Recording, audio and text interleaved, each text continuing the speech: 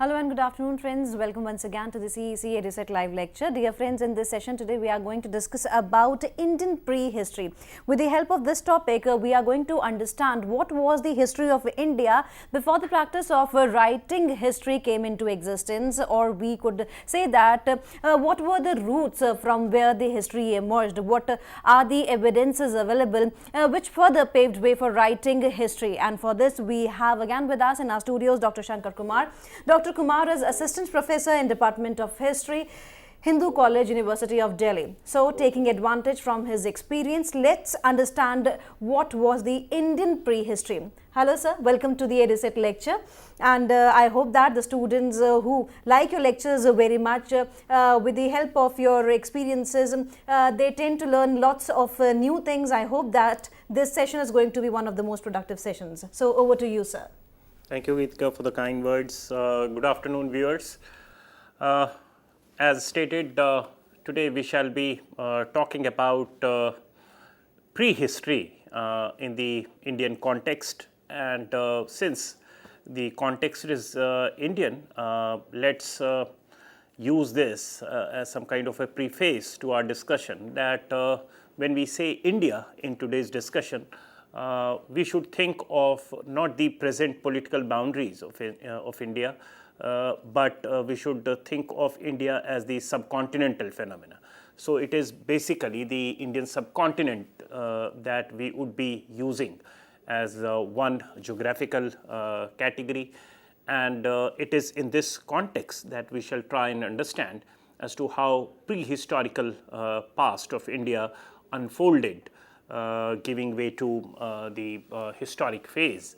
And we shall try to cover the prehistorical past to the extent possible, trying to bring it up to Neolithic. Let's see if we can handle it in today's time that we have. Now, prehistory definitionally would be that portion of our past which is prior to the concrete emergence of writing history as such. So, we are talking about a phase where writing as a tradition, or writing as a skill, or writing as a feature of our culture, of our past, had not begun. Also, alongside, we also are talking of a phase where urban centers are not to be seen, where trade and commerce are not to be seen, where classes are by and large still egalitarian, in the sense that some kind of rigid stratification of society had not happened, and the sheer range of features that we spoke of with reference to prehistory in general presumes that these aspects required some kind of material surplus in order to flourish. So, they unfolded in history, they appeared in history only when substantial surplus was available to mankind. When we say surplus or material surplus, what we should have in mind is surplus in the sense of production which is over and beyond the immediate requirement of mankind. It is only in a situation like that that one would have resources to fuel, or one would have resources to sustain several institutions like the state, like the exchange economy, to flourish in history. And in the absence of that surplus, in the absence of that critical element called material surplus, it was just not possible to have institutions like that, or to have features like stratified societies or urban centers and so forth. So, it is in this sense that we need to understand prehistory as such in general. Now, in the Indian context, as we can very easily make out, if we are familiar with even the outline of ancient Indian history, we would know that Harappan civilization, which flourished around say 2500 BC in the Indus Valley area, covering substantial portion of the northwestern part of present India, as well as a good portion of Pakistan, the present Pakistan. Now, in this area around 2500 BC, we have an urban complex coming up. And since it is an urban complex, of course, we know of several urban centers like Harappa, Mohenjo-daro, Lothal, Kalibangan, and so forth. And it had a very stable agrarian base, agricultural base, with fair degree of trade and exchange, because it is only in that context that we can think of towns and urban centers. Now, we also know that Harappans knew about writing, although historians have not been able to decipher it, but writing as a tradition was known to the Harappans. Therefore, in such situations where we can presume that or where it is almost evident that writing must have been practiced, but we have not been able to either have enough evidence to that effect, or there is no direct evidence available to us, or we have not been able to decipher it. And also the institutions that we spoke of are present or may not very decisively be present, then that phase, which is usually sandwiched between the proper prehistory and history, where writing definitely had begun and we have direct reference to that, that period is referred to as proto-history. So, technically Harappa period or even the Vedic period, where we do have evidence of Rig Veda and subsequently the other three Vedas and several other later Vedic texts, but we know for sure that it was not actually penned down during this period, during the Vedic period. It was only perhaps subsequent to the Vedic period that we have all these Vedic hymns compiled into different Samhitas. They were actually penned down, they were actually written down. So, technically the period up to say 600 BC or even 300 BC in Indian history is also regarded as part of proto-history, including the Harappan situation. And subsequent to that, that is the direct evidence that we have of written material available in Indian past is the one that we get from Ashokan inscriptions.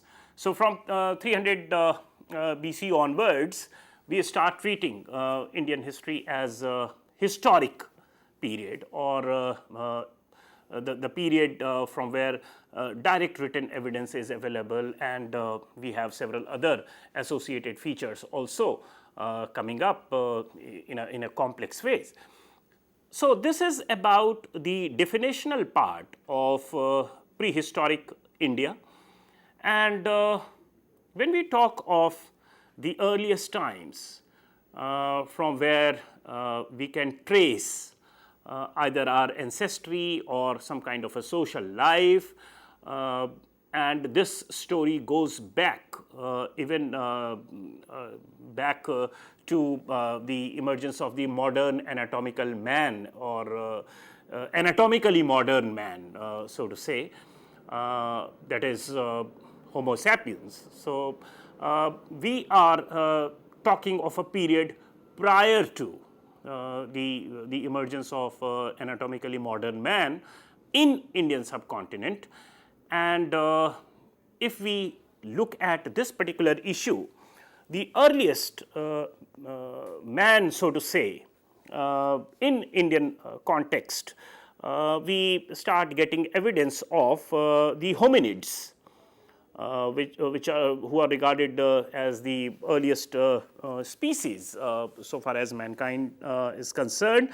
And these hominids are supposed to have broken away from the original habitat of Africa and moved elsewhere, which is again a marker of the successful adaptative strategies that they might have involved, that they might have got associated with.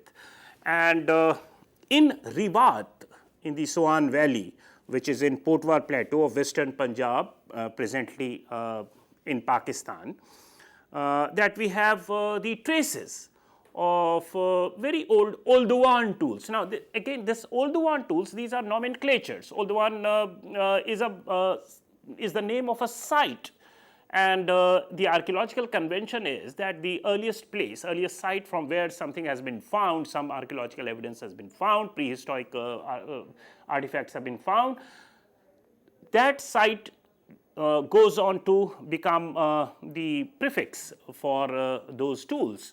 And so when we say Oldowan tools, of course, we need not understand it as that particular site, but some stone artifact which resembles the Oldowan tools which have been found at Oldowan, which is one of the earliest evidence of man-made tools. And this story goes say around 2 million years ago. So it could have been either Homo habilis or Homo erectus, who could have been the architects of these Oldowan tools which have been found from the Soan Valley in the present day Pakistan.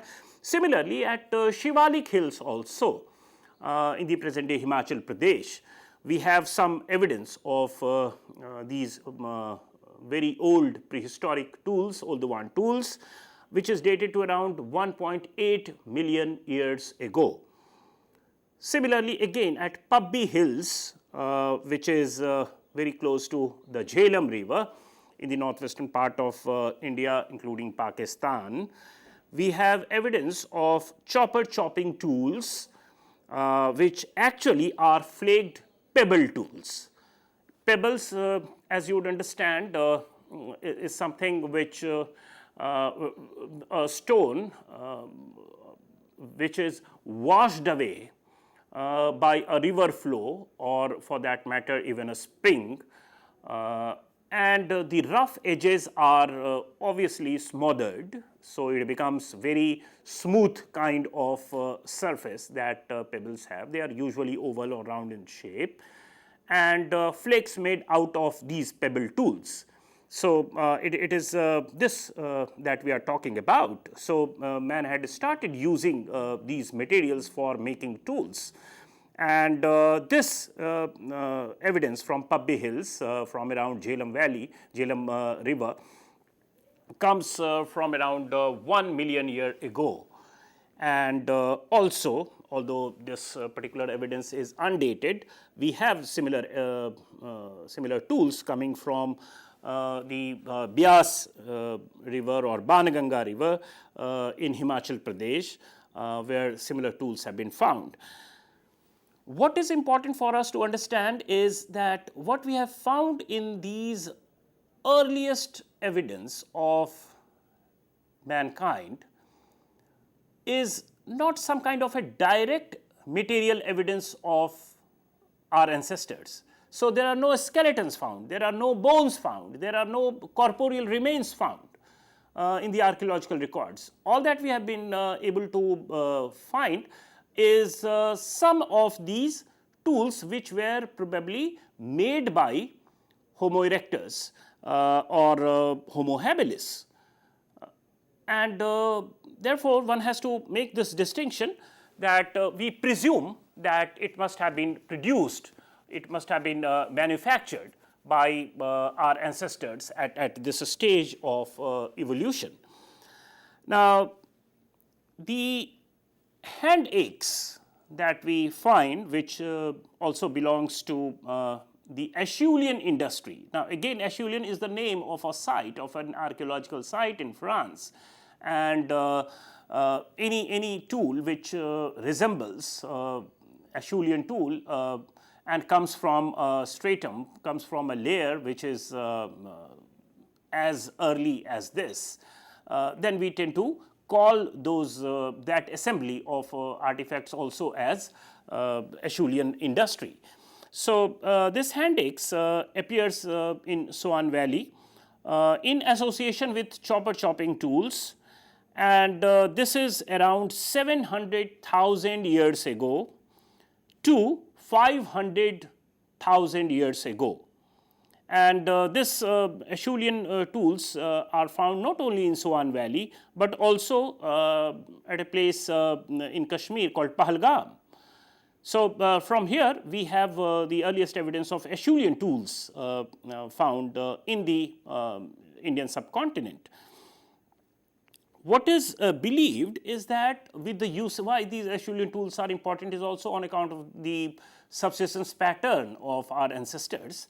It is believed that with hand axe tools and also control over fire, Homo erectus, that is our ancestors at this stage of development, could have become a hunter of small animals in addition to being a scavenger or usual gatherer of the natural products, that is wild fruits, roots and so forth. So there is a kind of big jump, big leap that one can presume to have happened with the coming of Acheulean tools in Indian context.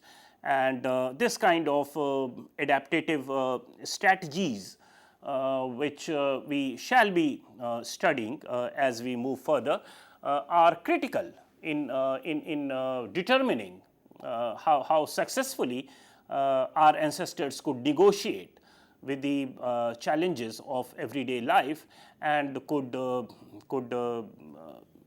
give continuity to the process of evolution to the present state of mankind. Now, Homo erectus, who were by and large confined to this area of the northwestern part of Indian subcontinent, are said to have spread to other parts of India, and it must have taken a lot of time. And geologists call this period as Middle Pleistocene, which is 730,000 years to 130,000 years ago. It is during this period that we have several ice ages, etc. And we have some very specific lower Paleolithic sites which can be discerned as belonging to this particular period. And as you would know that in archaeology, these nomenclatures are again a kind of convention when we say lower, middle and upper. So lower would refer to the deepest stratum of archaeology or archaeological excavation, and upper would be somewhat closer to the present times. So the more we the moment we say lower Paleolithic, that means we are talking of an age which is far away from the present times, and if we say upper, that is likely to be closer to the present times.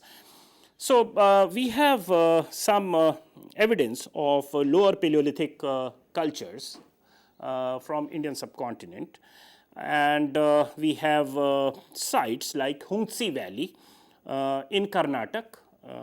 We also have Attirapakkam near Chennai, present day Chennai. So these are the two early Acheulean tool sites, and they are also referred to as Madras industry, and this is again as part of the convention. So since it is from India, so some historians refer to this as belonging to Madras industry instead of Acheulean tools. So they are also hand axe that we are referring to, and important is to understand that there are two you can say basic material from which these tools are made. One is core of a tool and the other is flake. So, core and flake is like, suppose you pick up one big stone and you want to make some tool out of it. And in the absence of metal technology, of course, you will have to use some harder material in order to break it. And rubbing it and making the surface smooth and sharp, etc., as a technique had not arrived at around this time. So, rubbing and polishing the surface to the desired effect for tool making is a technique which arrived much later, around the Neolithic times. So, at around this time that we are talking of in the Paleolithic context, it is by and large by breaking a particular stone, a particular rubble or a particular pebble against a harder stone that these tools were made. Now, when you do that, obviously the stone will not break into two equal parts. The bigger part of the broken stone with a convex bulge would be referred to as the core, and the smaller part with a concave, you can say, depression on the surface would be referred to as flake. So, this is the difference between core and flake. And interestingly, at this stage, at the early Paleolithic stage or the lower Paleolithic stage, it is basically the core tools which were used by our ancestors, by the mankind, and not the flake tools. And probably the flake tools were made use of much later. And as it would suggest, the sheer size of the tool would suggest that to begin with, our ancestors probably used bigger tools, and they must have been used to kill bigger animals and not the smaller animals. Also, it has some kind of a correlation with the finger dexterity of our ancestors. Probably the structure of the fingers was not designed in ways which could lead to doing some intricate jobs with our fingers, or the opposable thumb with which we can hold things, we can grasp things and so forth. So, maybe that the human anatomy was in terms of the bones associated with the fingers and so forth, they were not that sophisticated, they were not that tuned to be doing intricate jobs or more fine jobs. So, it was a very you can say a rough kind of a job which could have been done, and that is something which is reflected in the tool typology of this period. So, the sites that we are talking of in the lower Paleolithic context in Indian past are Hungtsi Valley in Karnataka, as I said, Atirapakkam near Chennai. Now, these two sites belong to a period which can be dated to around 350,000 years ago. Similarly, we have another site in Rajasthan, Didwana. This site again is 390,000 years ago. And we also have from Maharashtra, Ahmednagar area, the site of Nevasa, which now also important to know is that these sites, as you discover in the future discussion, maybe that some of these sites also are Chalcolithic sites or Neolithic sites, but the context in which we are talking of these sites presently is that of the lower Paleolithic. So, the same place could have been inhabited subsequently much later by another culture at a different stage of historical development. It could have been Neolithic, Chalcolithic or Mesolithic and so forth, but this site and discussion that we are having is with reference to the lower Paleolithic times. Therefore, the timeline is also important. So, Nevasa in Maharashtra area is dated to around 350,000 years ago. So these are the evidences that again we have not discovered any corporeal remains of our ancestors. We have not been able to discover any skull or skeletal remains of our ancestors at these places. All that we have is assembly of these tools, and it is on the basis of the presence of these tools which definitely seem to be touched by human labor that we presume that the architects of these tools must have been our ancestors at a particular stage of evolutionary ladder, which we keep talking of in the sense of Homo erectus or Homo habilis and so forth.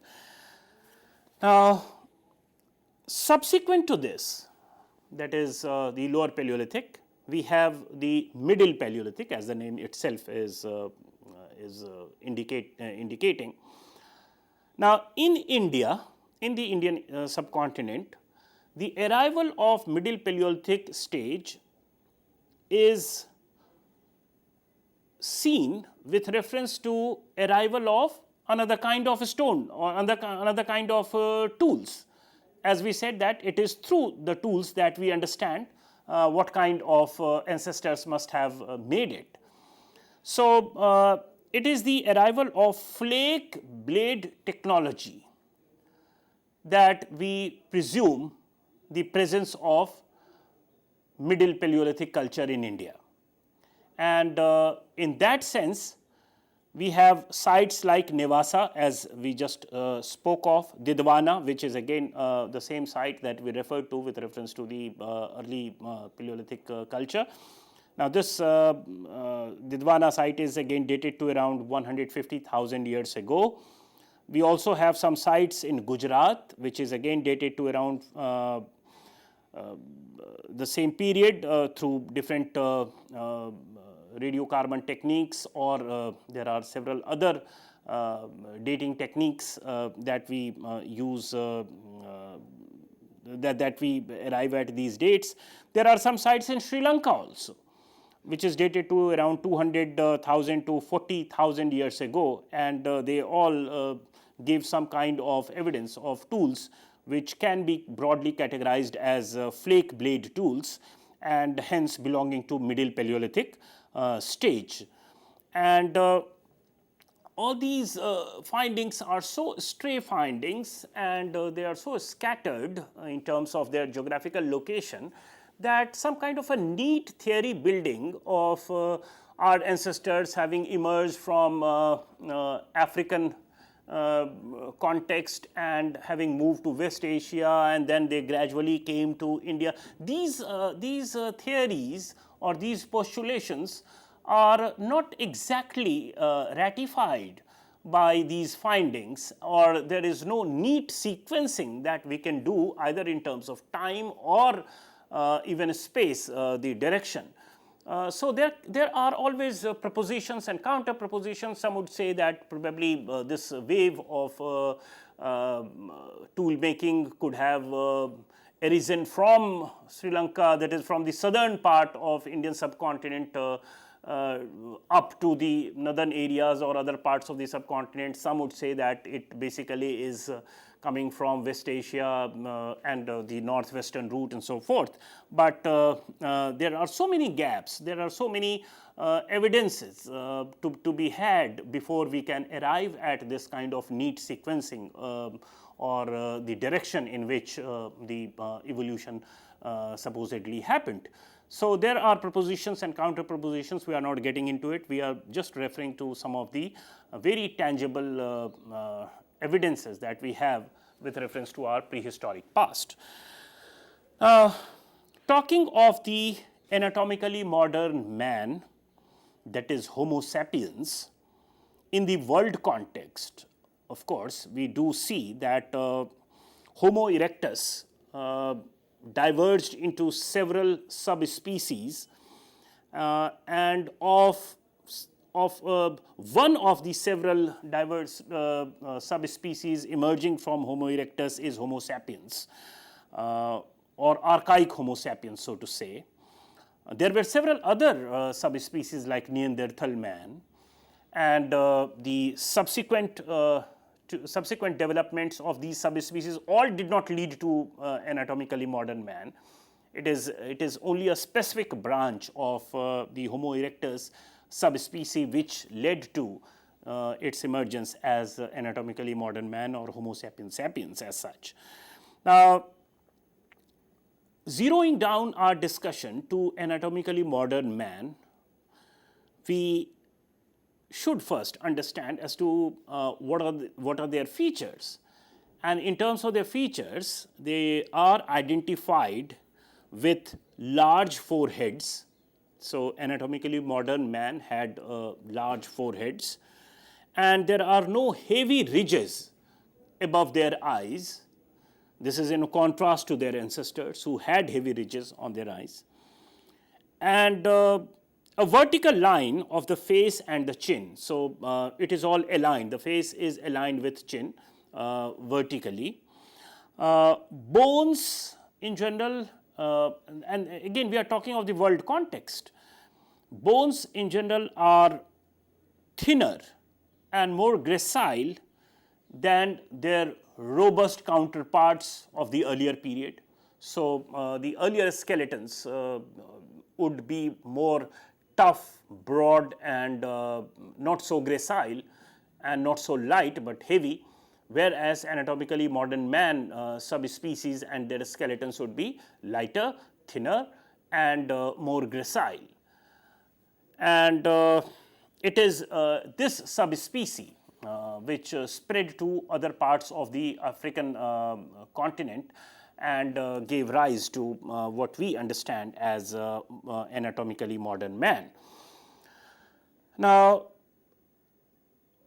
the true anatomically modern man first actually appears about 115,000 years ago in the archaeological records of southern Africa. And they are usually associated with a particular type of tool which is referred to as backed blades. Now, again, since we do not have any direct evidence of skeletal remains in Indian prehistory belonging to this period, this phase of human development, therefore, all that the archaeologists look for is these tools. So, the sheer finding of a backed blade tool would perhaps mark the arrival of anatomically modern man in Indian subcontinent. And it is in this context that historians and archaeologists try to understand the sequence and the tool typology of prehistoric past in India. And it is logically believed that despite the absence of skeletal remains coming from this period, the evolution pattern logically should have taken this route, and then only the subsequent stage could have been arrived at. But in terms of recorded archaeological sites, so far as the upper Paleolithic sites are concerned. Now, again we are now coming to a layer, archaeological profile which is closer to the present. So, we have already discussed the lower Paleolithic, middle Paleolithic, and now so far as the upper Paleolithic sites are concerned, some of the sites you can take note of in Indian context are Renigunta, this is in Chittor district, Andhra Pradesh; Shorapur Doab, which is again in Karnataka, where we have evidence of backed blade present. We have Budh Pushkar in Rajasthan, where again we find backed blade tools. They are not very convincingly dated. These findings at Budh Pushkar and Shorapur Doab are not very convincingly dated. But we can again, as I said, that some kind of a logic is there to presume that it must have been subsequent to the lower Paleolithic and the middle Paleolithic that we must have got these tools as evidence. And from Baghor, which is again Baghor 1 in Roman. Now Baghor 1 again would reveal the earliest layer present at Baghor. So there could be Baghor 2, Baghor 3, Baghor 4. Baghor 2 or Baghor 3 could stand for say Neolithic culture, whereas Baghor 1 actually is Upper Paleolithic site. So again this vertical profiling that is done with some conventions, and that is what that is how Baghor is depicted as Baghor 1, and Baghor 1 would refer to Upper Paleolithic site. So the earliest stratum, earliest habitation at Baghor is that of Upper Paleolithic stage, where we have the evidence of bagged blade as we just discussed. We also have evidence of drills and scrapers. So our ancestors were using these tools to drill into some surface, or also to scrape meat or whatever, maybe some kind of the cover over rough cover over wood or some vegetational material. Interestingly, there is a sandstone rubble platform with a piece of some sandstone, and which carries some kind of a shade of color. And there are historians who would regard this coloring of a piece of a stone as some kind of a deity, because much subsequent to these times in the historical phase, of course we do know of the Brahmanical practice of idol worship, where we apply some color and pigments over some piece of stone, and that is how deities are represented or are depicted in our custom and tradition. So some historians do say that we can't associate the same religiosity to it, but it could have been that such evidence could stand for some kind of religiosity, some kind of reverence, or maybe that they are deity prototypes that we have in the Upper Paleolithic context and so forth. But these are again contested issues, and there is no certitude with which we can testify such evidence with these so far as these results are concerned. Also we have from the Belan Valley, again this is in the eastern Uttar Pradesh area bordering Bihar around Allahabad. We have Belan Valley, from where again we have evidence of the Upper Paleolithic culture, and this site is dated to around 18,000 years to 16,000 years ago. So we are coming to very recent past now in terms of prehistory, and there are some, as I said, that propositions are many.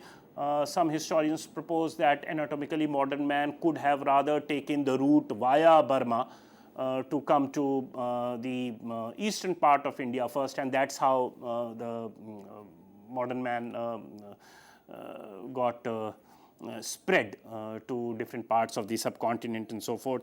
But as I said, that this is again a hypothesis which needs to be verified through future researches and findings. Now, having spoken of the Paleolithic past, where the stone of which the tools were made are unusually large, and their make is not very sophisticated, and primarily they were used to process human food, animals, animal hunting included, and through the size of the tool one can make out that it were somewhat larger animals, bigger animals which were hunted, and this is the impression that we get with reference to the tools that we have so far as Paleolithic context is concerned. The next big stage of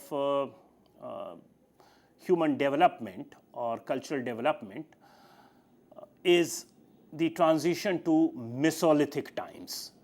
So, of the three divisions, Paleolithic, Mesolithic and Neolithic, again it is the tool typology, it is the tool technology, it is the tool material which is used as the entry point to understand the subsistence pattern of our ancestors, the kind of animals that they relied upon for food or for domestication subsequently, the kind of vegetation that they were surrounded with, or subsequently the agriculture that they started doing, the kind of resources that they harnessed, the kind of environmental conditions in which they negotiated their lives and so forth. Now, when we come to Mesolithic times, what we find again, how do we know that this is a Mesolithic culture site or this is Mesolithic times that we are talking of? This we understand by looking at the size of the tools. So, from a particular period, say around 10,000 BC, around that time, we find that by and large whatever tools that we encounter from different parts of the Indian subcontinent are unusually small in size. So, you have microliths, very small stone tools constituting the assembly of tools that we encounter in the Mesolithic context. The average size ranges from 1 centimeter to 8 centimeters. So small were these tools, in contrast to the unusually large tools and mostly made of core, which is again the bigger portion of the broken stone. So, this is a very distinct feature of the Mesolithic times that we get to have. And these tools are not only small, but very logically they are also lighter. And since they are lighter, they are also more efficient. Now, here this efficiency needs to be understood in a very technical sense, that how do we say something is more efficient or some technology or some tool is more efficient? Or efficiency quotient is measured in terms of input and output. The energy that is required to do some work, and if the quantum of energy is less as input and the desired result is more, then that tool would be regarded as more efficient. So, suppose we have to cut some wood, or suppose we have to scrape off some flesh from an animal bone, and if that is done in less time, applying less force with a particular tool, then that tool would be regarded as more efficient. So, Mesolithic tools are distinctly more efficient as compared to Neolithic tools, as compared to Paleolithic tools. Also, from the skeletal remains of the mankind at this stage of historical development, and also from the associated anatomical changes, and also from the cultural life that is suggested by the site findings, one can very easily make out that at this stage, that is at the Mesolithic stage, people or our ancestors had distinctly greater ability to communicate ideas or to articulate ideas in ways which are better than the earlier times, than the Paleolithic times. And there are studies, for instance, we do know that human brain has different areas assigned to carry out different works. So the ability to speak, the ability to see, the ability to walk or coordinate movements, the ability to smell. So they are all associated with different parts of the brain. And of course, we don't have the brain preserved in the archaeological records, but the skull, which provides the covering to the brain, will show distinct bulges or expanse in the portion which is associated with a particular task. So, for instance, so far as speech and articulation is concerned, there is something called Broca region, which is associated with our ability to speak and communicate.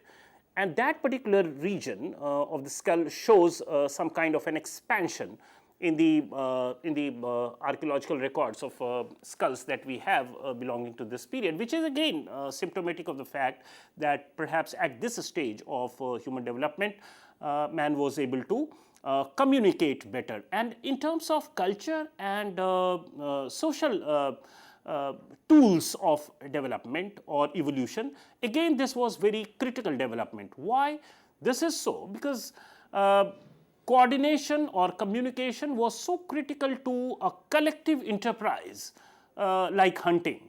So one could plan better, one could coordinate their efforts better. So suppose one had to go for hunting a wild animal which is more ferocious, then 3 or 4 people could coordinate their efforts in ways and means which are better than their ancestors. And it is on these lines that we tend to understand as to how over a period of time it is not only the biological aspect of change or anatomical aspect of change, but also cultural and social aspect which became so important. So language, articulation was a critical factor here, and that quickened the pace of human development in the prehistoric past. And this change supposedly occurred around this time of the historical development that we are talking of, the Mesolithic phase. Now, so far as the tool variety is concerned, again Mesolithic times is associated with a varied number of tools as compared to the Paleolithic times. So not only the tool typology, but also the materials out of which these tools were made. So it could be animal horn, it could be wood, it could be bamboo, it could also be stone. So there is a variety of material, and we are talking of those materials which are non-perishable. Of course, they could have been making several other things which were made of perishable material, which have not survived the time in terms of archaeological record. So this is the transitional phase that we are talking of in between the Paleolithic and the Neolithic, where agriculture is supposed to have begun, and this is referred to as the Mesolithic times. They are characterized by microliths whose size varies from 1 centimeter to 8 centimeters in terms of tool typology. And this is also the time when partly settled population comes into being. Usually in a big way this is associated with the Neolithic period, which is subsequent to Mesolithic, but we start getting evidence of partially sedentary population coming into being around Mesolithic times. So we start getting evidence of huts or very small settlements where probably people survived or stayed for a considerable period of time. Why sedentarization is important again is on account of the indication that it gives with reference to human evolution. You tend to settle at a place where you have assured supply of food material or other resources which are critical to your everyday life, subsistence. And this you will not do if you are totally dependent on nature. because the natural products would deplete over a period of time on account of continued consumption. And therefore, man was forced to leave one area and go and settle in some other areas. But the sheer evidence of settled population reveals that they must have devised ways and means to continually enhance or continually go on producing their resources, be it agricultural resource, be it animal resource or so forth, in order to survive. So, some kind of rudimentary agriculture or domestication of plants and animals had already started around this time, and we start getting evidence of settled population through huts. So, we also have domesticated plants and animals, and also cult symbols. This is again symptomatic of some kind of ornaments. Historically, if you see, these cult symbols don't appear in the earliest phase of human evolution, because social life was not very intense. So, there is some kind of a correlation between emergence of cult symbols, ornamentation, leisure. So, unless you have time for these things, you would not have resorted to these practices. So, customary beliefs, practices, belief in the afterlife, all these ideas and customs that we usually tend to associate with religion are supposed to have crystallized around this time, and they happened in association with man's ability to continually produce more resources and be somewhat secure in terms of everyday life. And it is in this context that customary beliefs and practices, cult objects, ornaments also start coming. So, they are usually absent in the Paleolithic context, and from the Mesolithic context or late Paleolithic context, they start appearing, which is again suggestive of some kind of a sedentarization and assured supply of materials or resources. In the Mesolithic context, you can take down some of the names. We have Patne in Maharashtra, where microliths have been found with Upper Paleolithic tools. This is dated to around 22,000 BC. We have Belilena in Sri Lanka also, which is again dated to around 10,000 to 7,000 BC. And overall, if you look at the climatic conditions that prevailed in the Mesolithic times, there is a general rise in temperature, and it seems that the climate had become more warm and dry, and of course, this would have had some kind of a consequent change in the flora and fauna of the area. And the stone technology also registered a change that we have already discussed in detail, the tool size being very small. Microliths is the characterizing feature of Mesolithic times. The subsistence pattern now, predominantly of course it is hunting and gathering, but there is a shift from a big animal hunt to small animal hunt, as is suggested by small size of the tools, and also the bone remains of the consumed animals or the killed animals. Now, which animals were killed and consumed is again understood with reference to some of the marks which are left on the chopped animals or killed animals. So, it is through the analysis of that archaeologists arrive at this conclusion that this particular animal was domesticated and killed for consumption and so forth. So, and also these Mesolithic tools have a particular shape and size. So, they have very fixed shape and sizes, which is again symptomatic of some kind of a foreplanning. Most of the Mesolithic tools, in contrast to the Paleolithic tools, are of regular geometric shape and size. So, either some could be triangle, some could be core, point, lunate, trapezium shaped and so forth, which again shows that man had first understood that the shape that he is trying to give to his creation, and it is the desired shape that the tool was made into.